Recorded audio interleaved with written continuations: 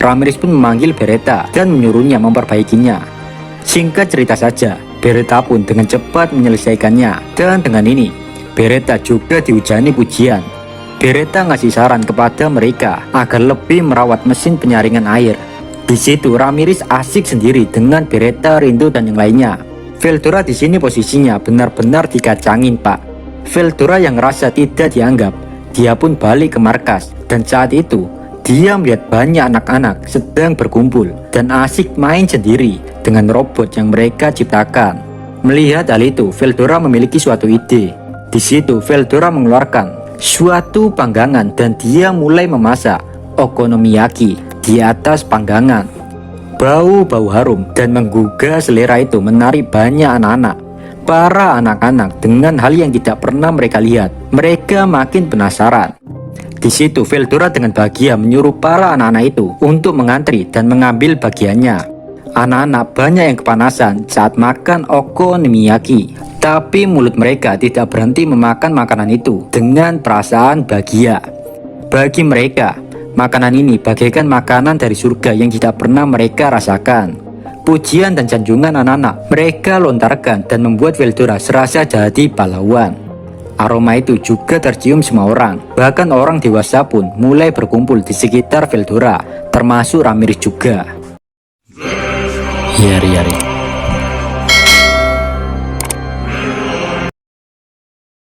Di situ Ramirez bertanya apa yang sebenarnya Veldora lakukan.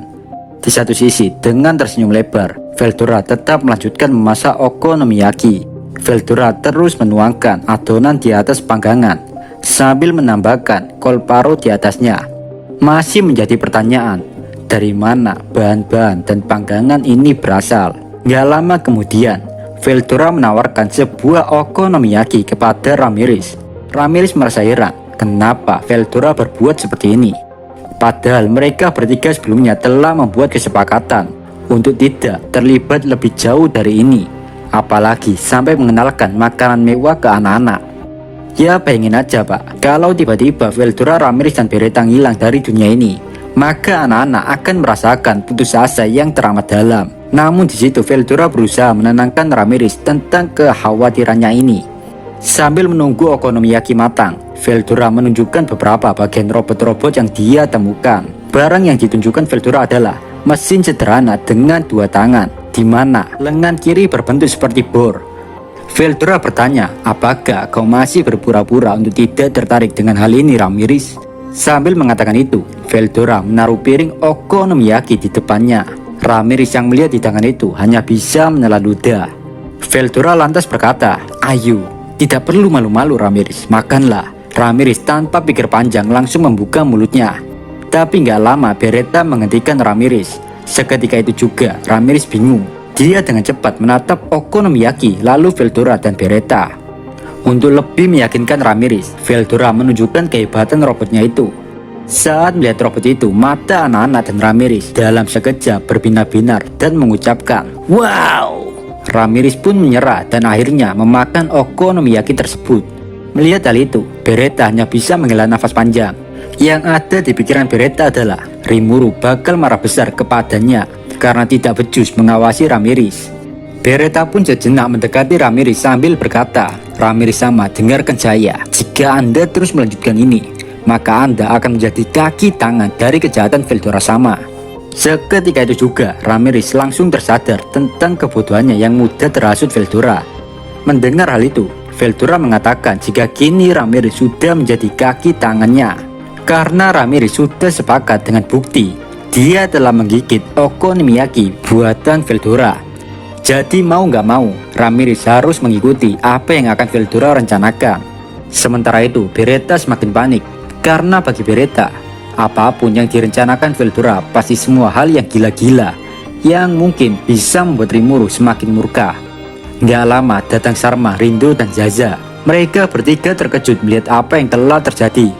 Tatapan ketiga orang itu tertuju pada panggangan yang telah Veldora gunakan. Mereka menduga jika Veldora mendapatkannya dari kota di saat semua orang tidak ada yang melihat aksinya. Veldora meyakinkan Sharma, Rindo dan Zaza jika mereka harus melawan kekaisaran agar anak-anak bisa terus menikmati makanan-makanan ini. Namun Sarma, Rindo, dan Zaza menolak karena mereka nggak yakin bahwa mereka memiliki kekuatan untuk menggulingkan kekaisaran. Veldora pun lantas berteriak, "Lembek, kalian semua terlalu lembek. Apakah kalian tidak ingin mendapatkan kemakmuran yang telah direnggut? Apakah kalian ingin anak-anak terus menikmati keputusasaan ini?" Saat mendengar khutbah singkat Veldora, semua orang terdiam 1000 bahasa. Gak lama Beretta mengatakan agar tidak terlibat dalam masalah yang lebih besar lagi. Namun jawaban yang tidak terduga keluar dari mulut Veldora. Dengan santai Veldora berkata, "Tenang saja Beretta, dan kau juga Ramirez. Aku sudah memikirkannya dalam-dalam, dan aku sampai pada kesimpulan jika semuanya gagal, maka kita bisa bersantai karena Rimuru akan membereskan masalah kita." Ramirez dengan lugunya menjawab, "Kau benar juga Veldora sama. Gila kedua orang ini, mereka udah nganggap Rimuru kayak bapaknya anjing." Kedua orang bodoh ini yaitu Veldora dan Ramirez yang awalnya berencana kembali ke dunia sebelum Rimuru balik dari Pulau Maldolen. Kini mereka berdua seolah-olah lupa karena kegembiraannya ini. Latar belakang masalah ini sebenarnya sepele. Veldora hanya cemburu Ramirez populer di depan Sarma dan yang lainnya. Saat melihat hal itu, Veldora pun memikirkan cara agar bisa lebih menarik perhatian orang lain melebihi Ramirez. Dan hasilnya cukup membangunkan. Veldora malah menyeret Ramirez, Sarma, dan yang lain ke dalam masalah yang sangat serius, yaitu mendeklarasikan perang kepada kekaisaran. Situ Beretta hanya bisa diam. Dia tidak mungkin bisa memanipulasi Ramirez agar menuruti kata-katanya karena di sini ada Veldora. Sementara itu dalam benak Sarma, Rindo, dan Zaza, mereka tidak pernah berpikiran akan menyerang kekaisaran karena mereka tahu sendiri dalam hal pasukan dan teknologi mereka kalah jauh. Namun hal itu berubah saat mereka melihat kehebatan Ramirez dan Beretta.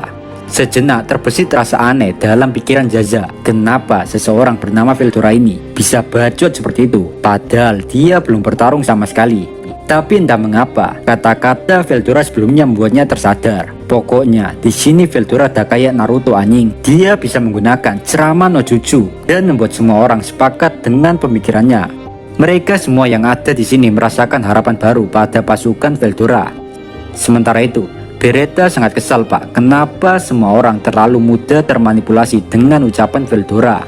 Beretta terus memikirkan cara apa yang bisa dia gunakan untuk meminimalisir jumlah korban. Gak lama setelah itu terdengar suara ledakan, dan di saat yang sama juga ledakan itu membuat langit-langit di tempat pelindungan bawah tanah tersebut runtuh. Di situ Sarma langsung berteriak, "Ini buruk, Minasan, asap beracun masuk." Rindo pun langsung bergerak membawa dan mengarahkan anak-anak dan orang yang lain agar menuju ke lantai bawah yang digunakan sebagai tempat pelindungan darurat. Orang-orang juga langsung bergerak tanpa ketakutan karena sebelum terjadinya hari ini mereka sudah dilatih menghadapinya. Sementara Zaza merasa heran, kenapa tempat yang tahan ledakan nuklir bisa tembus begitu mudahnya. Hanya satu kemungkinan yang ada di pikiran Zaza, yaitu orang-orang dari kekaisaran menggunakan bunker buster. Tapi yang membuat Zaza bertanya-tanya adalah jika hal tersebut mereka pakai, maka otomatis tempat ini pasti hancur lebur. Gak lama Zaza pun menatap Veldora yang lagi menyeringai, dan ternyata Veldora lah yang telah menyelamatkan mereka dengan menciptakan penghalang. Gak lama setelah itu musuh tidak berhenti menyerang. 5 senjata bergerak jatuh dari langit dan masuk ke tempat itu. Beretta pun bertanya, "Apa yang akan kita lakukan Veldora sama?"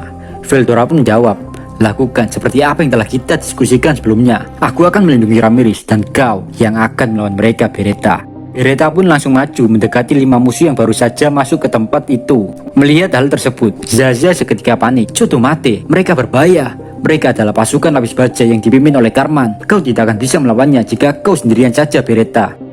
Namun Beretta tidak mendengarkan perkataan Zaza. Dia hanya membalas perkataan Veldora dan Ramirez jika dia gak akan membunuh mereka untuk menghindari murka Rimuru.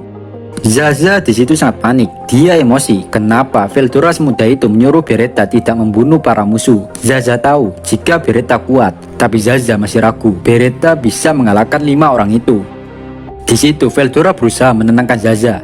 Jika semuanya pasti baik-baik saja karena masih ada Veldora di sini. Namun Zaza tetap panik dan tidak bisa mempercayai ucapan Veldora ini. Bagi Zaza, selain Beretta semuanya hanyalah sekelompok orang-orang tidak berguna. Sementara itu, Beretta masih berlari menghampiri Karman dan anak buahnya. Saat Karman dan anak buahnya mendarat ke tanah, seketika itu juga tanah itu rasanya bergetar kayak ada gempa, Pak. Yang dengan kata lain, mereka cukup berat. Oh iya, Pak, rata-rata tinggi mereka adalah 3 meter. Dan mereka juga menggunakan baju besi tebal.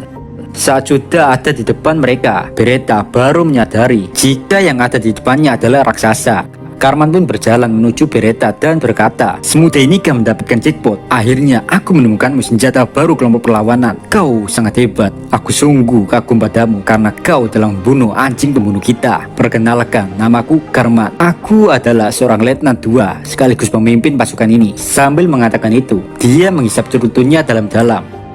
Jika kalian suka video ini, jangan lupa subscribe biar channel ini makin berkembang. Saya Dio dari channel Isi Kindil. Pamit. Bye bye.